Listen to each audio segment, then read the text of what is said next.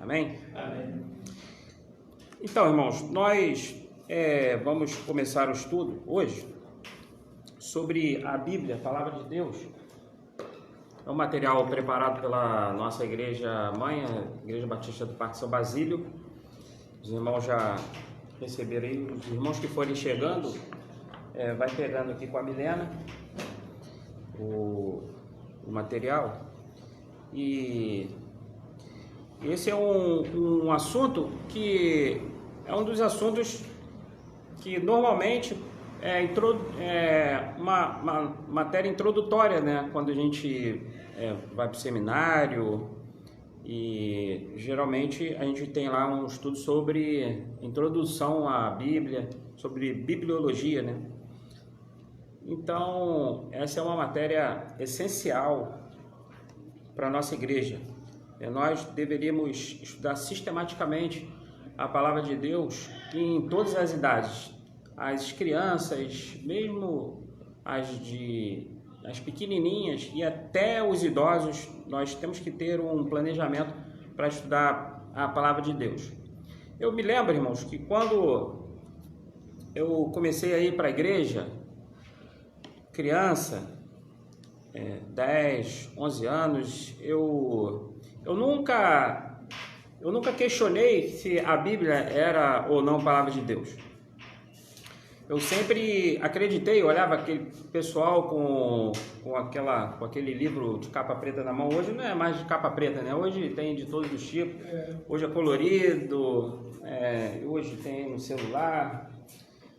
Mas depois de... Eu tive um tempo fora da igreja, e quando eu retornei para a igreja, né, eu já questionava mais algumas coisas. Então eu fiquei pensando, como esse livro chegou a nós? Mas muitos adultos acreditem, ainda pensam que esse livro ele caiu do céu, né? Que Deus escreveu tudo e deixou prontinho, e ele caiu na cabeça de alguém e alguém começou a estudar. E eu comecei a estudar teologia e eu aprendi que esse livro ele foi escrito por homens. E homens comuns, homens normais como nós. E isso para mim não tira o mérito do milagre. No milagre não seria ela cair direto do céu, mas o fato de ter sido escrito por homens como nós, homens comuns, isso é um milagre para nós, ela ter se mantido até hoje da forma que ela está. Isso é uma coisa extraordinária. Então nós vamos entender aqui nesse estudo um pouco como a Bíblia chegou até nós, quem escreveu, qual o contexto que foi escrito, né? Qual o objetivo, para quem foi escrito. Hoje nós temos aí Bíblia de vários tipos, né? Mas não sabemos como ela chegou até nós. Muitos de nós não sabem o trabalho que foi exigido para que ela chegasse nas nossas mãos. Então, nosso intuito aqui não é só estudar, dar um conhecimento técnico para você sobre a Bíblia, mas para dar convicção a vocês que esse livro é a Palavra de Deus, de que esse livro ele é infalível, de que esse livro ele é inerrante. Porque você pode estar lendo esse livro e alguém chegar até você, um incrédulo, e perguntar: que livro é esse que você está lendo? E aí nós temos aquela resposta clássica, né? Este livro é a Palavra de Deus. Mas para nós isso faz sentido, para nós que cremos que é a Palavra de Deus. Mas para a pessoa lá fora, para o incrédulo, quando você diz assim, este livro é a Palavra de Deus, ele vai ficar se questionando, mas como você pode afirmar isso? Como você pode ter certeza de que ela é a palavra de Deus. Então, por isso nós temos que entender o que é a Bíblia. Então, esse estudo, que é dividido em 3 lições, nós vamos falar sobre cada livro, sobre o Antigo, sobre o Novo Testamento, mas hoje eu quero dar assim, um panorama geral sobre a palavra de Deus, sobre a palavra Bíblia e sobre alguns escritores e outras coisas que eu acho importante. Lógico que não dá para esgotar o assunto assim de uma aula, né? E os irmãos podem aí participar no momento que os irmãos quiserem. Então, quando alguém pergunta para você o que é a Bíblia, ou então quando você responde é a palavra de Deus, o que você responde para essa pessoa? Como você pode comprovar que é a palavra de Deus? Pastor, eu tento mostrar que a gente é um livro histórico, profético e também fez parte de todas as gerações e tem uns textos básicos, eu vou lá no Velho Testamento, quando Jesus fazia, tentar provar as palavras de Paulo, que era a palavra de Deus. E vou por aí, se o pregador, a pessoa que me perguntou direto dele, não puder, provamos todos em meio, falando naquilo, e peço a unção do Espírito Santo, poder estar sendo em meu geral, porque às vezes a gente fala mais, assim, é por aí que eu caminho quando alguém me pergunta, né? A própria Bíblia confirmando, autores da Bíblia confirmando que o texto, por exemplo, do Antigo Testamento, é a própria palavra de Deus, né?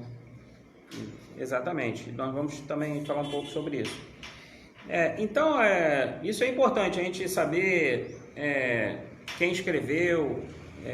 Você vai falar para a pessoa, quem escreveu foi Deus. Mas a pessoa vai perguntar, mas como assim? Como ela chegou? Então você vai falar, não, foi através de alguns autores. Então, como nós respondemos para alguém que nos questiona como chegou a nós? Então, a gente vai entender um pouco o que é essa palavra Bíblia, tá?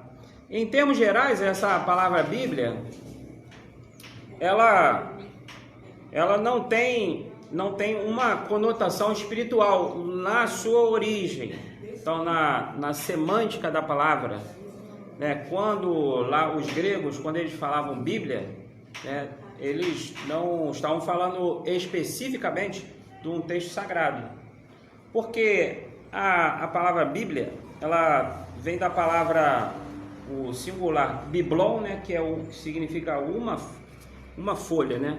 Uma folha seria um biblon, e a palavra no plural, a palavra biblos, aí já seria uma coleção de biblon, né? Várias folhas, vários escritos. E a palavra Bíblia já é uma coleção de livros.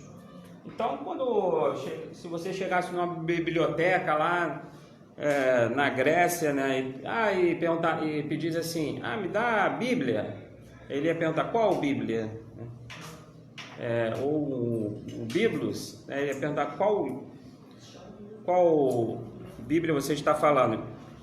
Mas a Bíblia, com o decorrer do tempo, ela passou a ter um significado único, né, por causa da influência que a Bíblia Sagrada, por isso que nós costumamos dizer Bíblia Sagrada, né, ou Escritura Sagrada, por causa dessa influência toda ao longo da história. Então, quando alguém fala mal da Bíblia, você já sabe de quem ela está falando, dessa palavra aqui, dessa Escritura Sagrada aqui, né?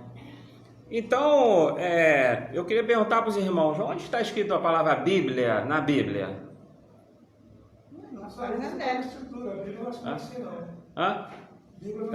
Não achou, né? Na capa, né? Na capa está escrito Bíblia, né? A Bíblia, na minha está escrito aqui, Bíblia de estudo, né? Mas já foi traduzido para nós como uma outra palavra, né? Por exemplo, né? Lá em João no capítulo 20,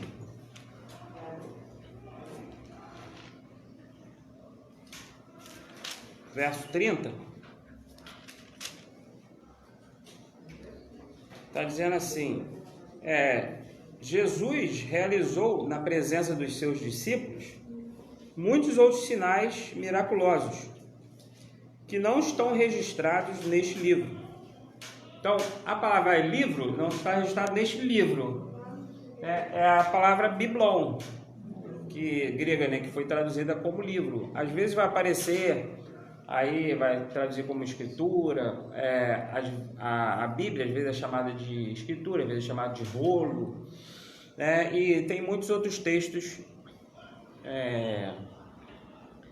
que foram traduzidos aí como livros, né? Depois a gente pode citar mais algum aqui, tá? Então a Bíblia é a coleção de 66 livros, ok? 66 se for a protestante, né?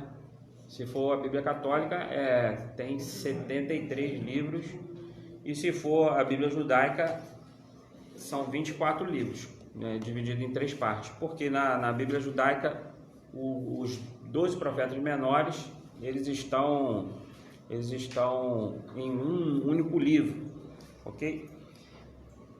Então, como no início, como era escrito a Bíblia? Já era assim, nesse tipo de papel? Já era online? Pergaminho e papiro, né? Esses 2 tipos aí. Então, o que é um papiro? O papiro era uma planta. Uma folha. Tem que deixar seca, né? Exatamente, um tratamento, né? Tipo uma cana, eles cortavam fininho, aí botava numa prensa, tá? Batia com martelo, até ela ficar pronta para receber a escrita. Ou então depois também era usado peles de animais, né? Os pergaminhos, né? Mas no início... Agora o material dos 10 mandamentos foi o dele. E também pode ter sido escrito, muito bem lembrado, pode ter sido escrito na pedra, na época lá do Egito, né? Moisés subiu, né? Ele subiu lá no Monte Sinai, ele voltou, né? Com 2 tábuas de pedra, né? E já escritos ali, segundo eu creio, ele recebeu ali a revelação sobre o Pentateuco, Gênesis, Êxodo, a Torá, exatamente, a Torá, o Pentateuco, Levítico, Números e Deuteronômio, né? Então, existiam vários tipos, foi lembrado aí mais um tipo, até ela chegar até nós. Mas ela não foi escrita no exato momento que as coisas iam acontecendo, o autor ia escrevendo, né? Deus foi se revelando para o ser humano, e ele foi se revelando progressivamente, e mais tarde muitas histórias foram escritas mais tarde só. Por exemplo, no início, quando a gente ouve as histórias bíblicas, Deus falou muitas vezes pessoalmente, né? Deus falou diretamente com algumas pessoas. Jacó, mas quem? Adão, né? Deus conversava com Adão, né? Deus falava com Moisés. A Bíblia diz que ele falou com Moisés face a face, está lá em Números 12:8. Deus falou com Abraão. Deus falou com Caim, né? Depois que ele foi expulso, então isso se chama na teologia de revelação, né? Como Deus se revelou, ok? Então, o que seria a revelação? Revelação, a palavra, o próprio livro de Apocalipse, ele se chama revelação, né? Apocalipse significa revelação, aquilo que estava oculto, né? O mistério. Hoje quando a gente escuta falar sobre mistério, as pessoas dão outro significado, né?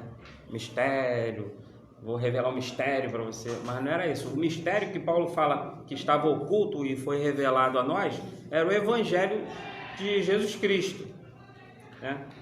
E quando esse mistério é revelado, como revelação significa quando tira o véu, quando traz a luz, então isso é revelação. Então, Deus ele se revelava às pessoas no início. E as histórias eram contadas oralmente, Deus falou diretamente com algumas pessoas, né? E as pessoas foram conhecendo Deus, porque Deus se revelava. Quando a gente fala assim sobre teologia, quando alguém vai para o seminário para estudar teologia, o que a pessoa vai estudar? A Bíblia. Deus, né? Deus, teos, Deus, e logia é estudo, né? Sobre alguma coisa. Mas o que será que como a pessoa vai estudar? Parte da onde? A Rosana falou bem, da Bíblia, né? Porque a Bíblia, ela é onde a gente encontra as histórias sobre Deus e sobre Jesus Cristo. Então, quando a pessoa vai estudar sobre Deus, ela estuda aquilo que foi revelado por Deus. Não se pode conhecer de Deus aquilo que Ele não revelou. E não se pode chegar a Deus por meditação, por achismo, né, ou pela nossa própria inteligência. Então, o que nós conhecemos sobre Deus é o que Deus revelou a nós. E Ele se revelou de várias formas. Uma maneira que a gente chama na teologia é a revelação geral, né? Todo mundo já ouviu falar, né? A revelação geral. Então, o que é a revelação geral? Está lá em Romanos no capítulo 1, no verso 19 e 20.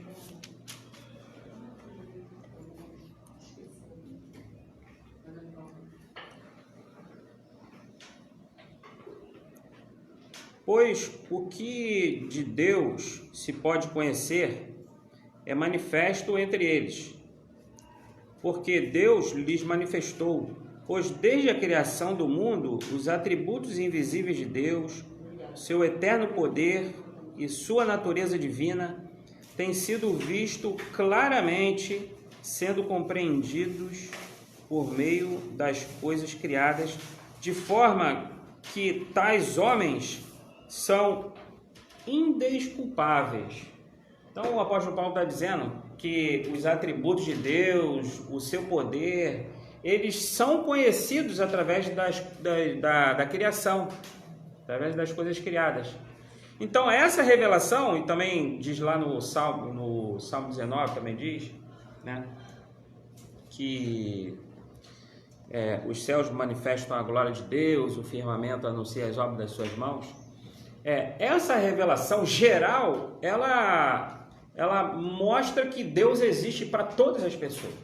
Então não tem como uma pessoa dar a desculpa de que eu não acredito que Deus existe. A revelação geral, ela produz uma coisa. O que a revelação geral produz? Produz um ser humano indesculpável sobre a existência de Deus. Só que essa revelação, ela não salva ninguém. Ela só traz ao homem que ele não tem desculpa nenhuma para dizer que ele não sabia que Deus existia. E dali para ele poder buscar mais a Deus. E só que existe um outro tipo de revelação, que é a revelação especial. A revelação especial é o próprio Senhor Jesus Cristo, né? Lá em Hebreus capítulo 1, verso 1, diz que Ele é a própria imagem do Deus invisível, né? E diz também que antes Ele se manifestou, Ele se revelou pelos profetas, depois Ele se revelou pelo seu Filho, hoje Ele se revela pelo seu Filho, né? E depois nós temos uma revelação específica, que é a Escritura Sagrada. Por quê? Porque onde nós ouvimos falar sobre Jesus Cristo? da Bíblia, né? Então, existe a revelação natural, a revelação geral, que nós temos conhecimento sobre os atributos de Deus. Existe uma revelação especial e existe uma revelação que é a Escritura Sagrada, que é essa que nós vamos estudar, né? Que aponta para Jesus Cristo. Então, a Escritura Sagrada, ela aponta para Jesus Cristo. Mas a pergunta é se Deus se revelou, Ele pode se revelar de várias formas. Por que nós precisamos de um livro para Deus se revelar a nós? Quer responder? Não, estou imaginando aqui. Tá. Então, por que nós precisamos desse livro? Para Deus, para conhecer mais de Deus. Porque, irmãos, sem a Escritura Sagrada, nós não vamos chegar ao conhecimento que nós chegaremos sem o livro. Com o livro, nós vamos chegar a um conhecimento que sem esse livro nós não chegaríamos.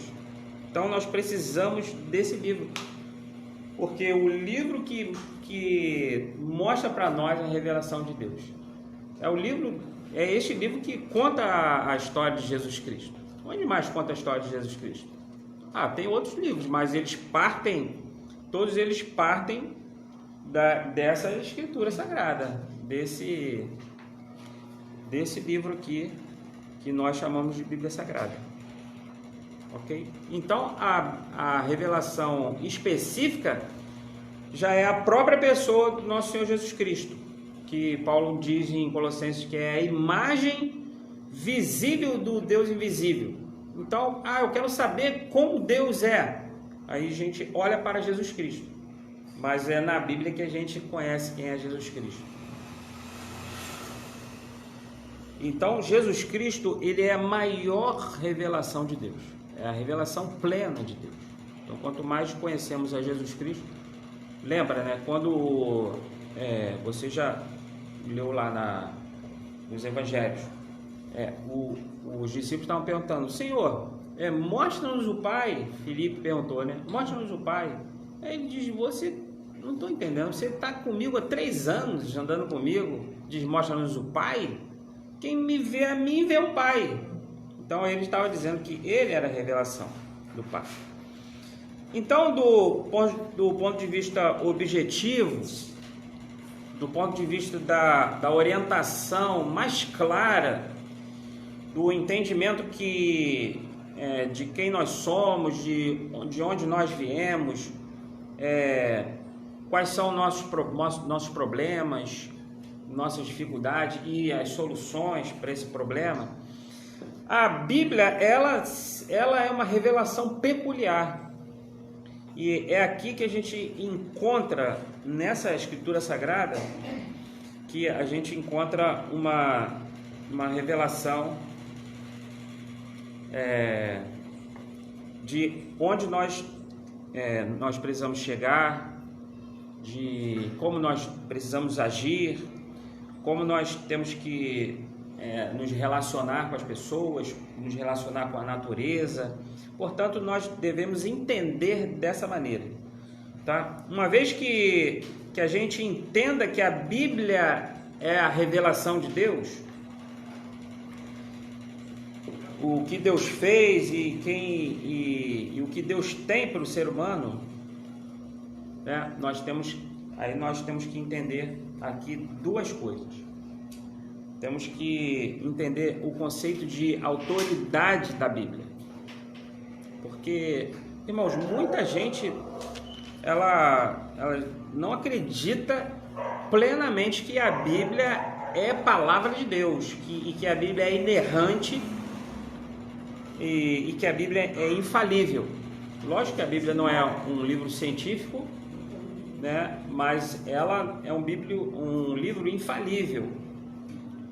Nós, como uma missão batista, no dia que nós decidimos nos tornar uma igreja batista, né, independente, então vão formar lá o concílio, né, da igreja, tá aqui embaixo ainda, vai formar o concílio para a formação da igreja, e vão perguntar lá para a igreja, né? Vão perguntar para a igreja: o que é a Bíblia? E a igreja, para ela, essencialmente, para ela ser uma igreja batista, desde a sua formação, ela tem que aceitar e tem que declarar que a Bíblia é infalível, que a Bíblia é inerrante e que a Bíblia é a palavra de Deus. Se alguém aqui já vai ficando preparado aí, né? Se alguém chega num concílio para a formação da igreja e perguntar quem é a Bíblia, e a pessoa não tiver convicção, se a igreja não tiver convicção de uma forma geral, se a maioria não acreditar, ela é a palavra de Deus, então ali não pode se formar uma igreja batista. Pode subir, tá? Então é essencial que a gente declare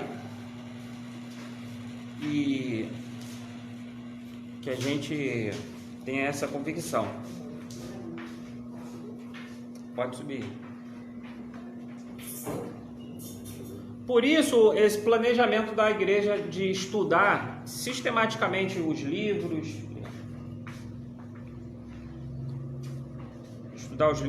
e nós não só na igreja, mas também dentro das nossas casas, nós tínhamos que intencionalmente estudar a palavra de Deus e ensinar nossos filhos a também aprender sobre a palavra de Deus, sobre o Antigo Testamento, o Novo, as cartas paulinas, os profetas, e sobre escatologia, né? A nossa declaração doutrinária, ela diz, quando ela fala sobre as Escrituras, ela diz, ela é a palavra de Deus em linguagem humana.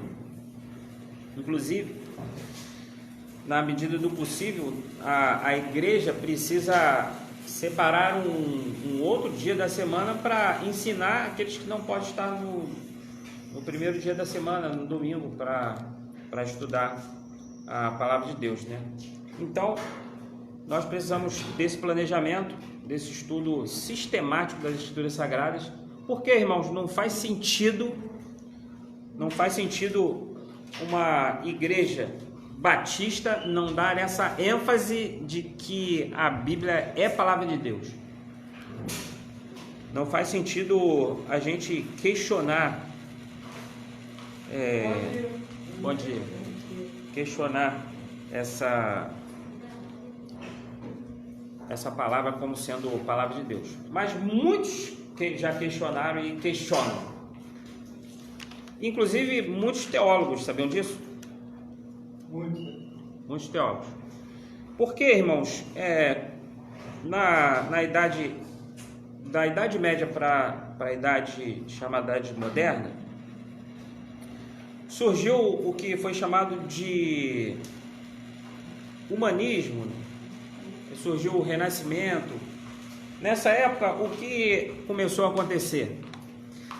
Antes, as pessoas não questionavam. Já tem? As pessoas não questionavam aquilo que a igreja dizia, né? Quando a igreja afirmava que Deus mandou falar uma coisa, mas depois de todas as distorções também da igreja, né? Então se começou muito questionamento, e o foco no humanismo, ela deixou de ser o centro de tudo, deixou de ser Deus e passou a ser o ser humano. Então o homem passou a ser o centro de tudo. E começou a surgir uma teologia também para dar uma resposta a esse movimento. Então surgiu a teologia liberal. E a teologia liberal, ela veio criticando a infalibilidade da Bíblia, a inerrância da Bíblia, né? Questões como os teólogos liberais, eles defendiam questões morais e e questões de alguns conceitos, eles achavam que era 100% verdade, mas outras questões fora isso, eles não achavam que eram inspirados. E eles diziam que os homens, eles não eram inspirados pelo Espírito Santo. E até hoje dizem. Né? Então, os mais conservadores, eles afirmam que a Bíblia é inerrante. Mas a pós-modernidade, por exemplo, ela diz hoje que não há uma verdade exclusiva para nada. Eles decidem hoje o que é verdade, né?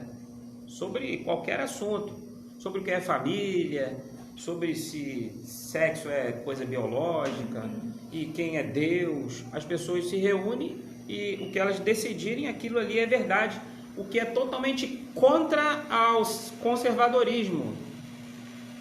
O conservadorismo, ele dá valor àquilo que veio antes, né? Aos conceitos que já foram debatidos durante toda a história.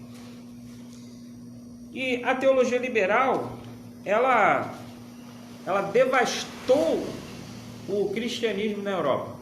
Quando ela começou a crescer na Europa, as igrejas foram esvaziando, porque a teologia liberal, ela trouxe um grande ceticismo para a igreja, uma grande incredulidade, negando a infalibilidade, negando os milagres lá em cima, negando a exclusividade da salvação somente pela graça.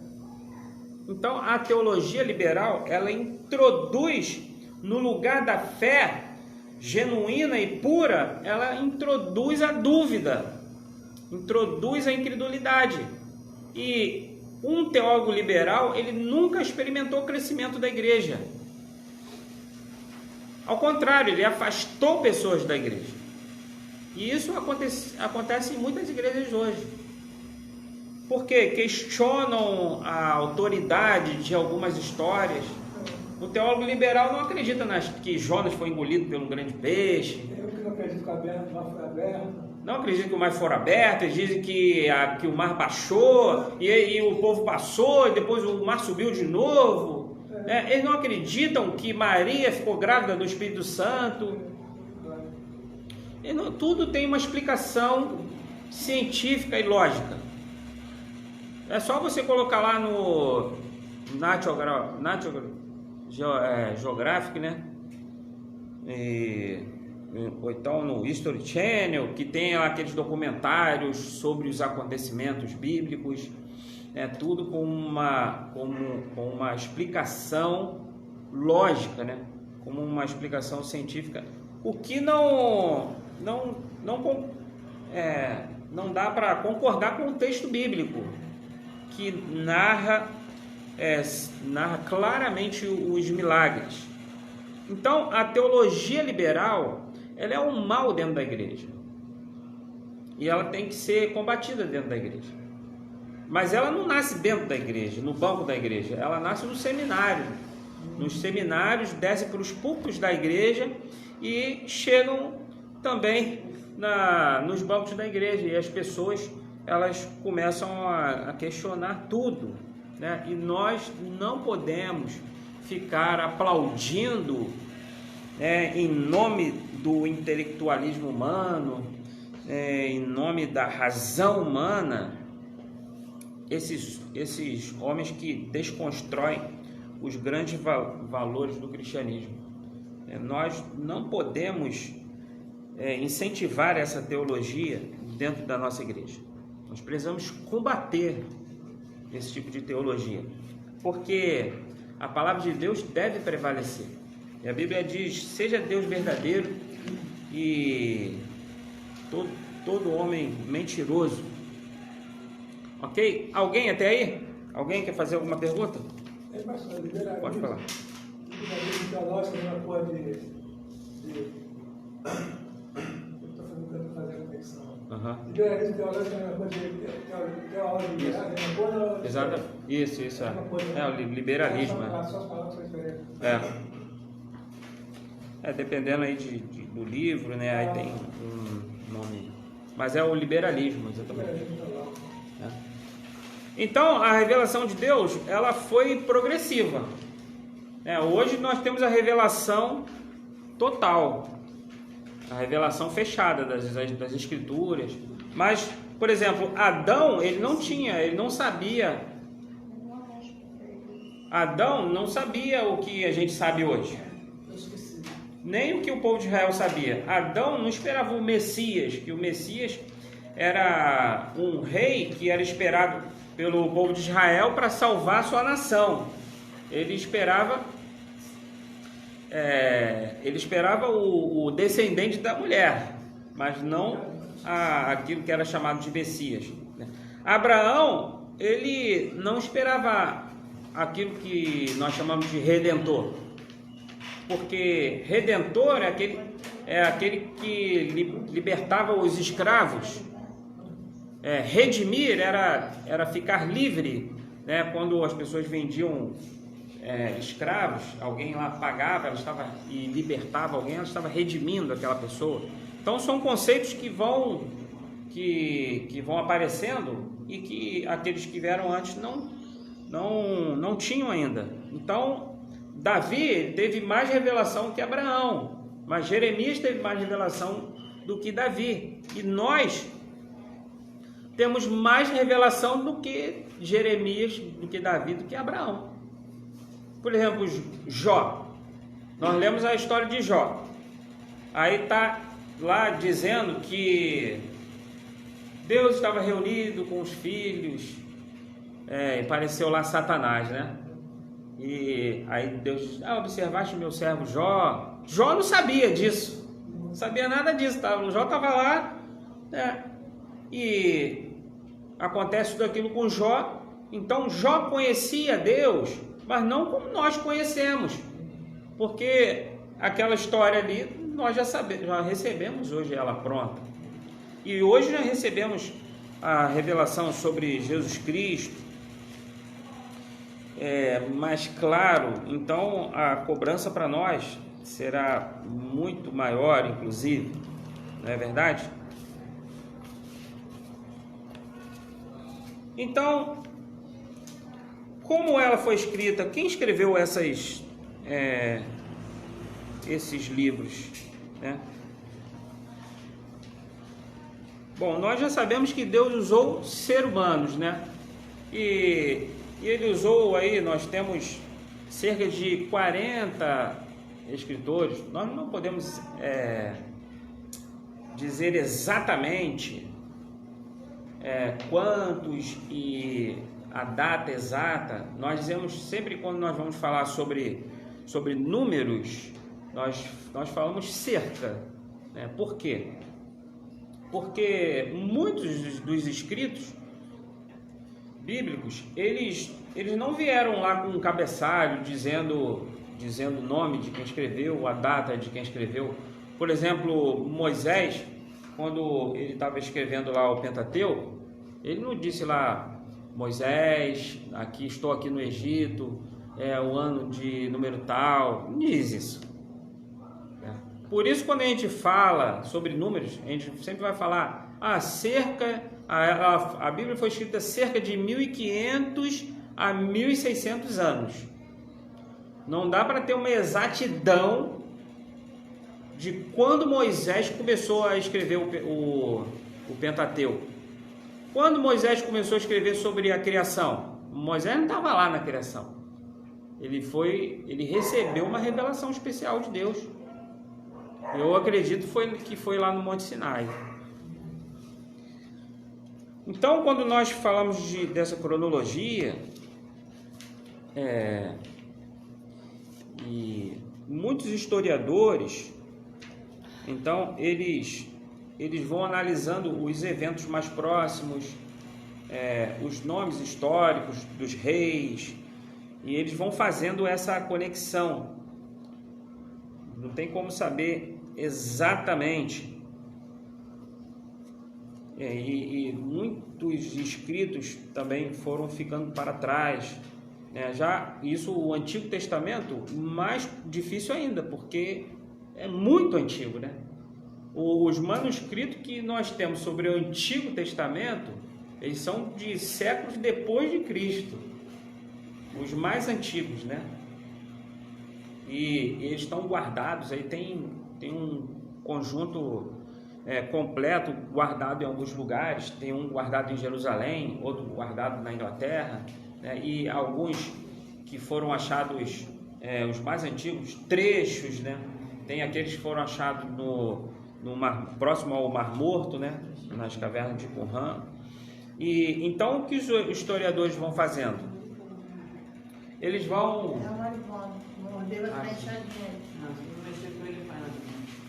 Eles vão fazendo essas conexões, ok? E nós vamos então chegando a algumas conclusões. Os pais da igreja, que são aqueles que vieram uma geração depois dos apóstolos, eles vão dando opinião sobre data, sobre quem escreveu, confirmando que a escritura é sagrada, e nós vamos já aceitando isso, porque o trabalho do teólogo é chegar na mente do autor, né? Chegar na exatidão, mas não tem como chegar lá na origem.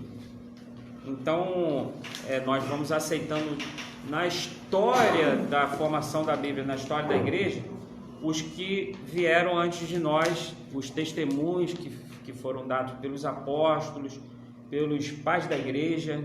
Eu vou citar aqui, dependendo da hora, citar alguns, e aceitamos a Bíblia como ela é escrita hoje. Cada livro da Bíblia que foi escrito foram eles os que andaram com Jesus, né? E conheceram ele ali pessoalmente. Do Novo Testamento, né? Testamento, Sim, por exemplo. Depois a gente vai estudar cada livro separado, né? Mas só para dar uma pincelada, agora, por exemplo, no Novo Testamento, né? Só uma pincelada do Novo Testamento. Por exemplo, Mateus. Mateus é aquele cobrador de impostos. Jesus falou: larga tudo e vem. Andou com Jesus, certo? Marcos andou com Jesus? Sim ou não? Não. Andou com Paulo, né? Marcos andou com... Mas Marcos andou com Pedro também. Então, os eruditos dizem que a maioria concorda que Marcos recebeu de Pedro as memórias de Pedro. Aí alguns vão dizer que Pedro estava junto com ele, ditando, e ele ia escrevendo. Na época da perseguição, eles estavam em Roma, então ele escreve para os cristãos que estavam lá em Roma, que não eram judeus. E outros vão dizer que Pedro já não estava mais com ele, mas ele foi lembrando que Pedro contou para ele. As pessoas começaram a dizer para Marcos, nós estamos sendo perseguidos, nós vamos morrer, escreve aí o que você lembra de Pedro, que Pedro contou. Aí Marcos escreve, né? E Lucas andou com Jesus? Não, muito bem, não andou com Jesus, né? Andou com Marcos, andou com Paulo, né? Lucas era médico, ajudou a cuidar de Paulo, né? Paulo mandou, mas teve 3 anos e meio, né? Paulo mandou, mas teve 3 anos e meio com ele na vida. Exatamente. Lucas, ele já fez uma pesquisa, né? Ele foi lá na casa do cara que foi curado, né? Aí bateu lá no portão Vem cá, realmente é verdade que Jesus te curou? Aí o cara falou: é verdade. Então ele foi lá anotando lá. Como é que foi? O cara chamou ele para entrar, comer um pão asmo lá. Entrou, aí o Lucas foi anotando. Foi lá na casa de Jairo. Aí ele curou tua filha, já? Curou, ele foi anotando. Lucas fez um levantamento, né? E o que nós vemos? Que tanto o Evangelho de Mateus, de Marcos, de Lucas vão se completando. Tem histórias que se repetem, a mesma história, ok? E depois o livro de Atos. Quem escreveu o livro de Atos? Lucas. Muito bem, vocês estão... Lucas escreveu antes, os estudiosos dizem que era um livro só, né? Lucas e Atos. Então ele escreve ali a maior parte a história de Paulo e de Pedro, né? E por aí vai. Aí depois Paulo recebeu a revelação direta de Jesus Cristo, né? Teve uma revelação. Paulo diz que ele não andou como os apóstolos andaram, mas ele recebeu diretamente de Cristo. Paulo diz que não foi ninguém que contou para ele. Não foi ninguém que contou para ele. Ele recebeu de Jesus Cristo. Então, quando nós lemos lá Coríntios, Gálatas, Efésios, Filipenses, são cartas que Paulo foi escrevendo nas igrejas. Paulo fez a primeira viagem missionária e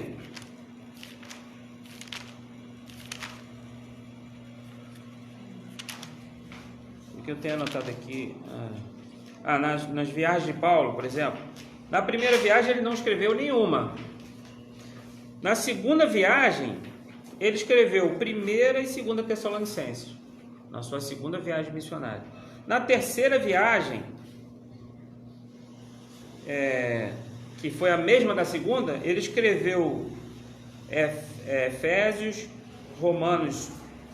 Efésios não, quando ele estava em Éfeso, ele escreveu Romanos, e 1ª e 2ª Coríntios e Gálatas. Depois ele foi preso na Palestina, ficou preso lá 2 anos, não escreveu nenhuma carta. Depois ele estava preso em Roma e ele escreve Efésios, Filipenses, Colossenses e Filemão, de dentro da prisão. E depois ele, na outra viagem, que ele já está em liberdade, ele escreve 1 Timóteo e Tito. Depois ele é preso pela segunda vez em Roma, e ele escreve a segunda epístola para Timóteo. Então são cartas que viraram escrituras sagradas. Alguém pode tomar um susto, são cartas, então não tem valor, não foi Deus que escreveu, Paulo estava inspirado pelo Espírito Santo de Deus, né? Então tem o livro de Hebreus, que nós não sabemos quem escreveu.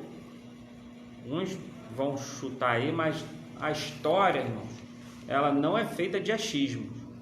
A história é feita de documentos. Então, mesmo alguns livros que não tem lá o nome no próprio livro de quem escreveu, mas nós temos testemunhos de outros apóstolos e dos pais da igreja, que foram homens que vieram logo após os apóstolos, os líderes da igreja, e eles dizem quem escreveu. Mas por que não tem o nome do autor que escreveu, se existe a escritura? Se escreveu, alguém escreveu. Não, alguém escreveu, ele só não colocou o nome, né? Porque Moisés, não é que foi falta de inteligência do autor, né? É que ele não estava preocupado.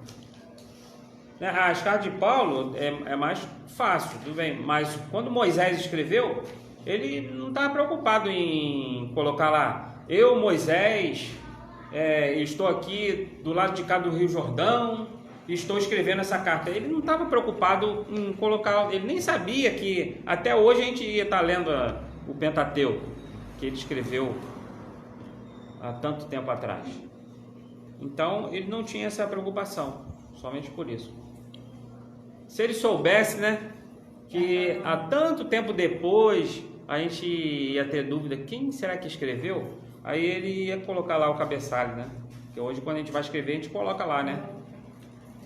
Por exemplo, quando a gente passa o e-mail para alguém, já fica lá o teu nome no teu e-mail, né? Parece a data, parece a hora que você... Só que naquela época não tinha isso, né?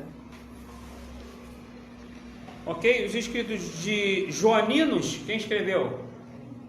Foi Joanino. João, né? E tem as epístolas de Pedro, de Tiago e de Judas, né? Esse não é o Judas Iscariotes. Não. É o Judas, irmão de Jesus, né? Ele se converteu e escreveu a epístola, né? E Tiago também não é o Tiago apóstolo, é o Tiago irmão de Jesus. Ok? Perguntas até aí? Então, como a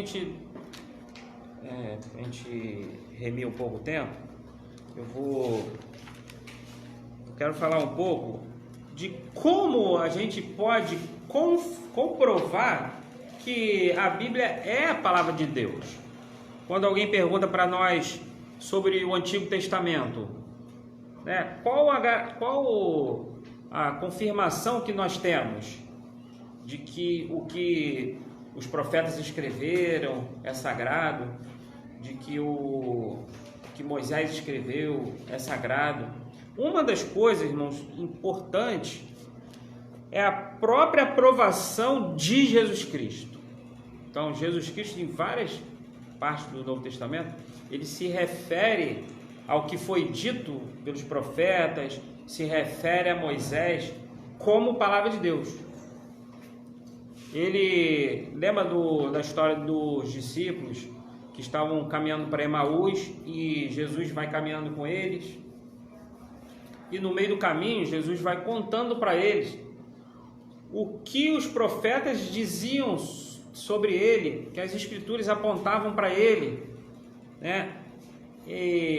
Então, essa é uma confirmação. Essa história está lá em Lucas, no capítulo 24.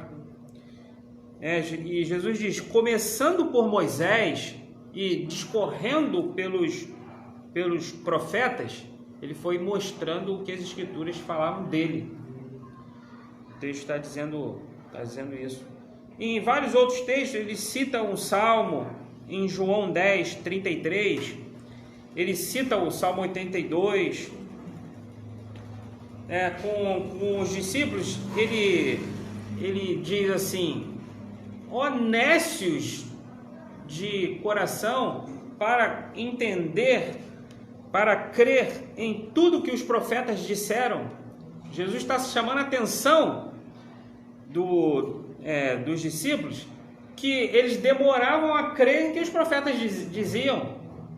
E ele ainda incentivava, vocês têm que acreditar no que os profetas diziam. Então essa é uma confirmação muito forte. Quer ver outra coisa? Quando Jesus conta a parábola do rico, né, e do Lázaro, e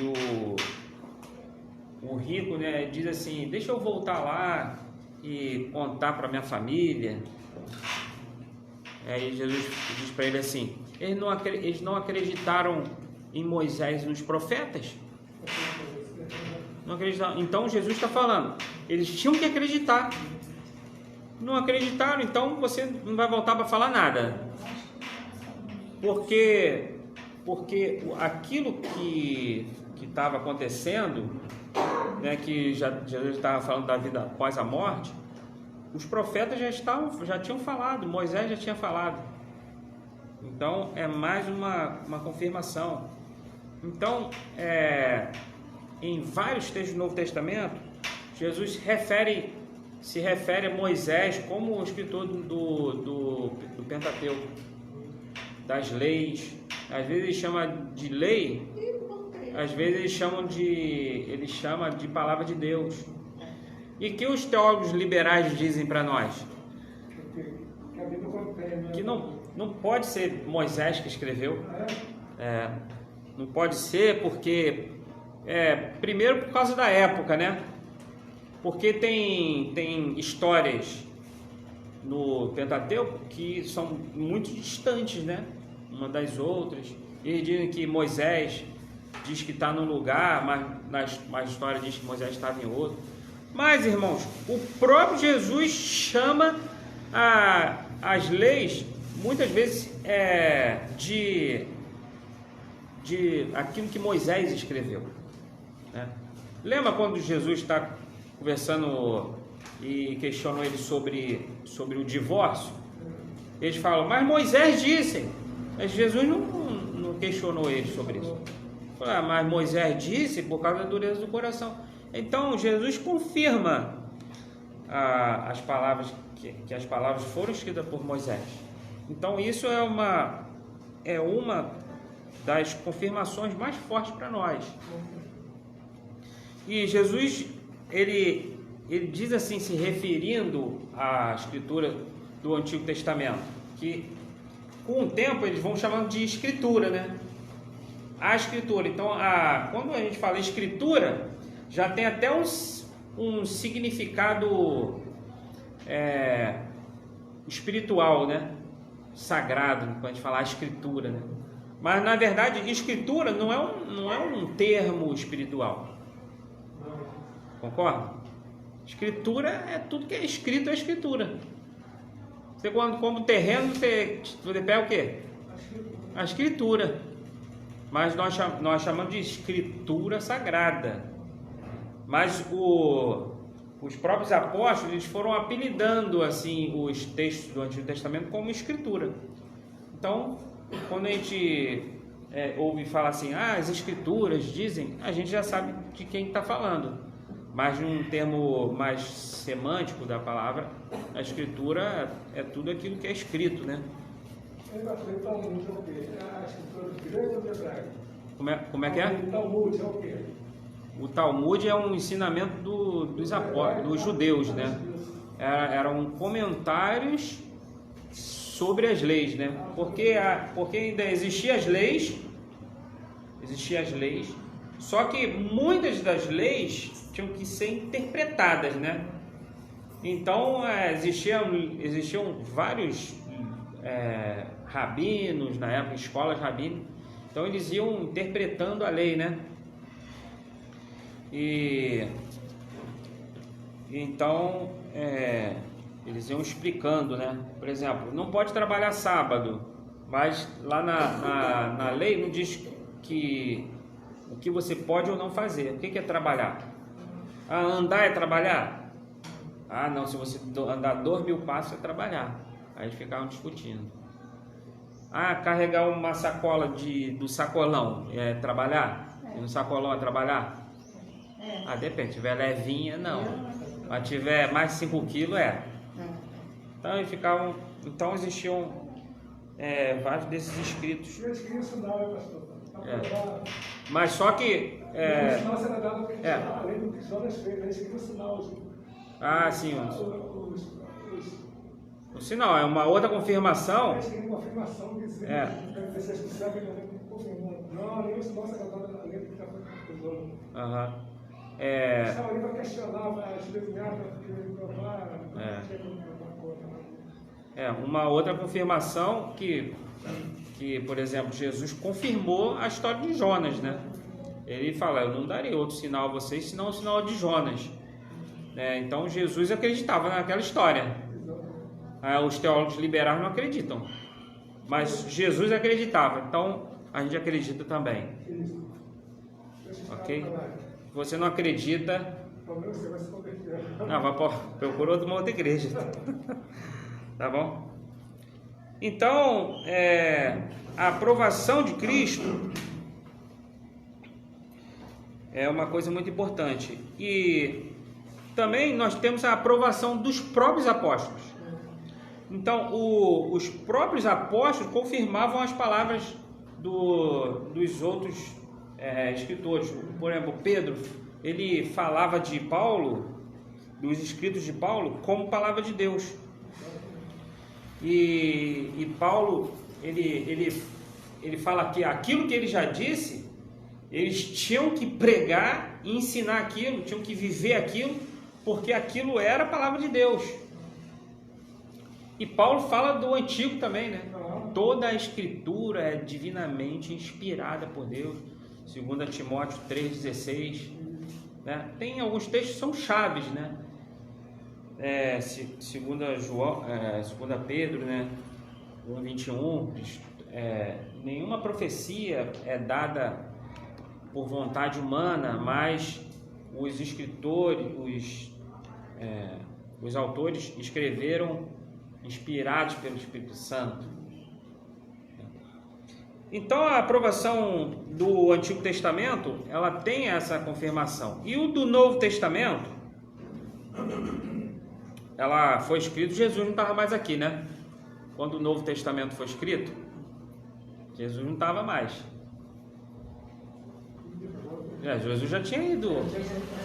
Foi escrito já mais 30 anos, 40 anos depois que Jesus já tinha ressuscitado. Então, a confirmação do Novo Testamento, nós já temos o testemunho dos pais da igreja. Ok? Uma coisa que a gente tem que reconhecer, irmãos, é esse ofício dos apóstolos. Né? Os apóstolos eles tinham funções especiais dadas por Jesus Cristo. Jesus Cristo, no meio da multidão, ele separou os 12 para revelar para ele algumas coisas. Então, nós reconhecemos que a revelação foi dada, lógico, no Antigo Testamento foi dada aos profetas, a Moisés, Davi que escreveu os Salmos, mas no Novo Testamento foi dada aos apóstolos. E depois fechou, não tem mais revelação hoje. A pessoa diz muito aí, né? Vou te dar uma revelação. Mas a revelação já foi dada. A revelação para nós hoje é o que está na Escritura Sagrada. E isso é confirmado para nós pelo testemunho dos pais da igreja. Por exemplo, Clemente, bispo de Roma, isso foi em 95 depois de Cristo, ele escreveu uma carta aos cristãos que estavam lá em Corinto. E nessa carta ele confirma que os escritos do Novo Testamento eram sagrados. E esse é o testemunho que nós temos. O testemunho de Inácio de Antioquia. Ele era um bispo de Antioquia. Ele morreu como um mártir da igreja. A igreja estava sendo perseguida. Então ele morre, mas antes ele escreveu 7 epístolas. E na carta que ele escreve a Éfeso, ele fala que Paulo, o Santo Paulo, ele confirma as palavras de Paulo como palavra de Deus e as palavras de Pedro como palavra de Deus. Policarpo foi um outro mártir. Quem é um mártir? Uma pessoa que morreu pela fé. Outro mártir da igreja, em 155, Policarpo, ele conheceu João, o apóstolo. E Policarpo escreveu uma epístola aos Filipenses, mais ou menos em 118. Então ele vai fazendo citações sobre o Novo Testamento, sobre os profetas. Quando eu falo Novo Testamento, aos autores do Novo Testamento. Por quê?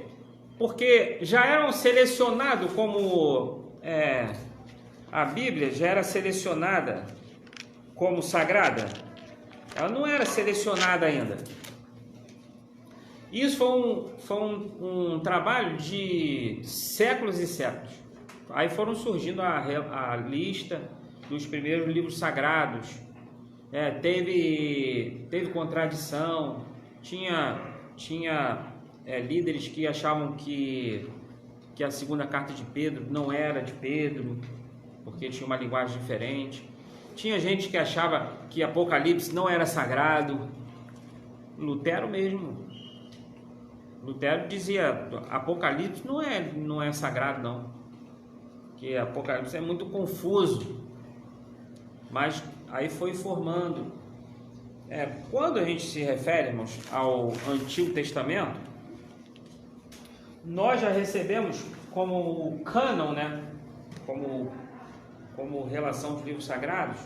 O que é cânon, né? É uma régua de medir, é uma referência. Então, foi chamado de cânon, né? Então, quando nós referimos ao Antigo Testamento, nós já recebemos praticamente pronto dos judeus, né? Os judeus decidiram o que é sagrado. Os judeus, eles tinham os 12 livros dos profetas, né? Tinha os profetas que eram reconhecidos, tinham as leis, né? E então eles chegam uma fase em que eles já tinham montado já o que eles chamavam de Tanakh, né? Então, eu lembro qual folha do estudo aí? Não, não estou lendo a folha do estudo, estou dando só um panorama geral. Depois, se você quiser anotação, você pode pegar aqui comigo, que tem anotação aqui, tem anotação aqui, tem anotação aqui. Você pode pegar referência de livros, né? Não, você não dá certo. Você, não, eu estou escutando o que eu estou explicando. Você ouve, aí depois se você quiser referência, aí eu passo as referências para vocês. Mas, por exemplo, mostrei por aqui que tem anotações separadas. Por quê? Porque eu fui pegando referência de um lugar, fui pegando referência de outro lugar, referência de outro lugar. Então peguei os biblões aqui e juntei na Bíblia. E formei a Bíblia, tá? Então depois você lê com calma a sua apostila e referência de livros. Eu vou passar depois no grupo de vocês o livro em PDF, né? A relação do livro. Vou passar o livro em PDF, se você quiser acompanhar. Por quê? Porque já são coisas mais minuciosas, coisas mais detalhadas, ok?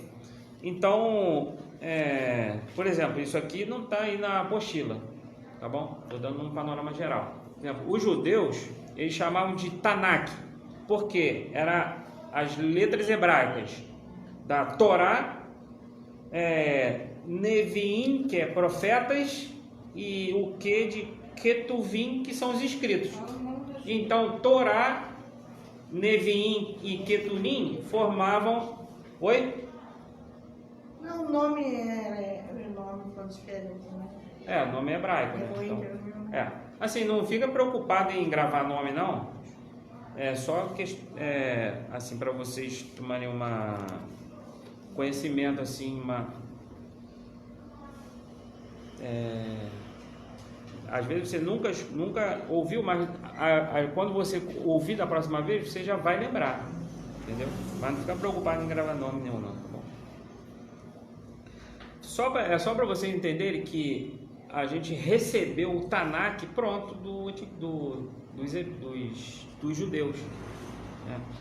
Na época do Novo Testamento, teve um encontro famoso dos judeus que foi chamado de o encontro de Jamnia. Então, nesse encontro de Jamnia, eles confirmaram os textos que eram inspirados do Antigo Testamento. A palavra de Deus reconhecida como revelação de Deus para nós. Então, por isso que num texto de Lucas 24, 44, agora você pode acompanhar, está na Bíblia.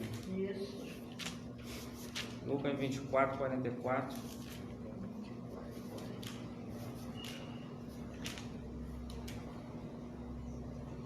Já era quase meio-dia, as trevas cobriam toda a terra até as 3 horas da tarde. O sol de Lucas 24. Eu estava no 23.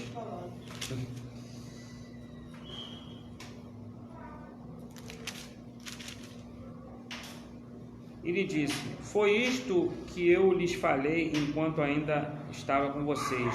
Era necessário que se cumprisse tudo o que a meu respeito estava escrito na lei de Moisés, nos profetas e nos salmos.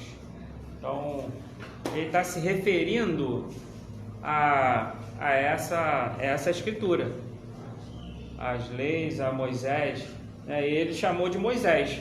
Então, o próprio texto bíblico chama a Torá de Moisés. Entendeu? Então, quem somos nós para questionar, né?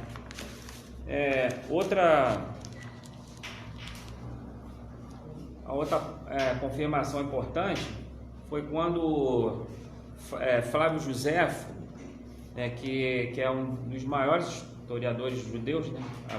A escrita dele não é sagrada, né? Mas ele é um dos maiores historiadores judeus. Ele viveu na época da destruição de Jerusalém, né? Então ele diz que lá quando o imperador era Tito, quando ele recebeu, né, as escrituras para depois traduzir, ele recebeu pronto ele já recebeu pronto uma seleção de livros, e que Flávio Josefo diz que era a mesma seleção do que os judeus tinham separado do Tanakh. Então é uma outra confirmação. Ok? Perguntas?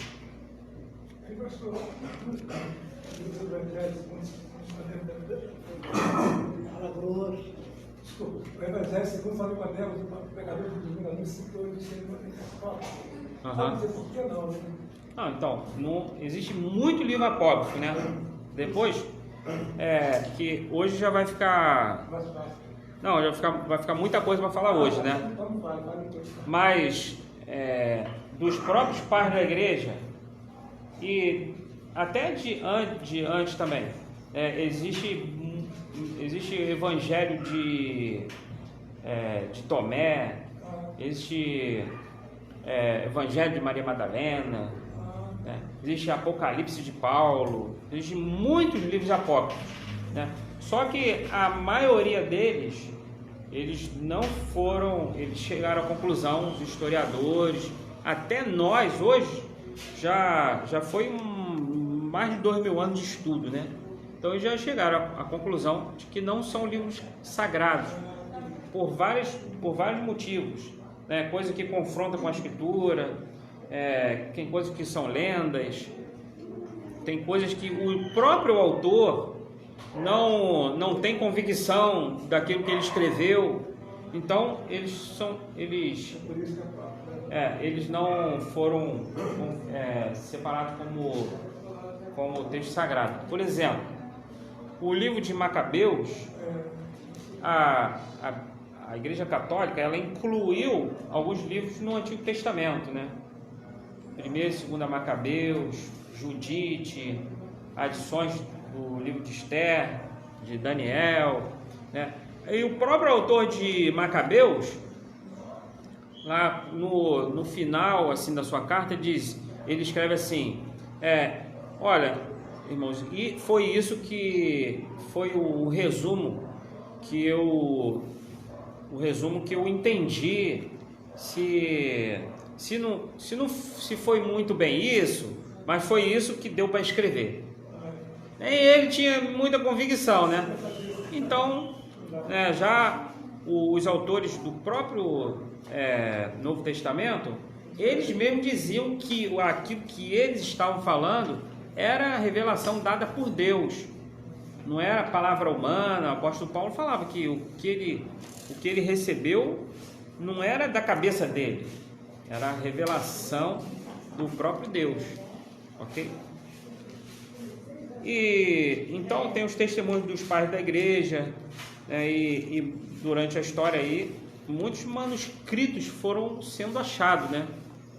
O manuscrito mais antigo que se tem, que é o trecho de João, que está lá em Manchester, na Inglaterra, ele é de 130 depois de Cristo.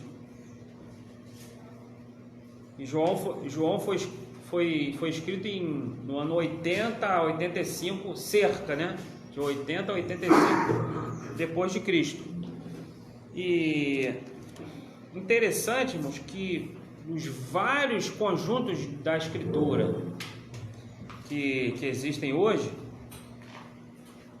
muitos críticos vão falar: sempre tem uma diferença, né? Sempre tem uma diferençazinha, né? Teólogo liberal que gosta de falar, né, que cada versão é uma traição, mas se for comparar os manuscritos, com toda a dificuldade que eles tinham de ter que copiar à mão, né, com todo o tempo que já passou, né, eles não têm diferenças assim que compromete a mensagem dos livros, né? Então, existe conjunto completos, que são códices, né? Hoje existe esses conjuntos completos em alguns lugares, né? Existe na Inglaterra, em Jerusalém. Existe uma porção muito grande que foi achada lá próximo ao Mar Morto, né? Foi achada em 1947, os chamados beduínos, né?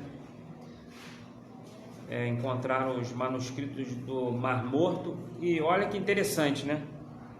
A ONU, ela em 1947, ela votou a existência do Estado de Israel. Então, em 1947, Israel volta a ser uma nação e ela acha também um rolo de um livro, né? Um escrito que era no couro de cabra, né? Bom, um pouco de como a Bíblia chegou até nós, né, irmãos? A gente não pode levar a sério alguns crentes que não têm essa curiosidade, essa paixão pela Escritura Sagrada. Não tem esse desejo de conhecer mais da Escritura Sagrada. Tem muita gente assídua de igreja, que se diz que tem experiência com Deus, intimidade com Deus, fala de Deus o tempo todo, né? Fala que Deus livrou. Quando acontece alguma coisa, ela fala, Jesus me livra, então, mas a pessoa não quer conhecer sobre a Bíblia. Então, para levar um crente a sério, esse crente ele tem que amar a palavra de Deus, tem que gostar de estudar a palavra de Deus, né? E nós, como igreja, nós temos que defender que essa palavra, ela é a palavra de Deus, é infalível, é inerrante. Isso que está escrito lá na nossa declaração doutrinária, porque foi a conclusão que nós chegamos depois desse tempo todo aí de história da igreja.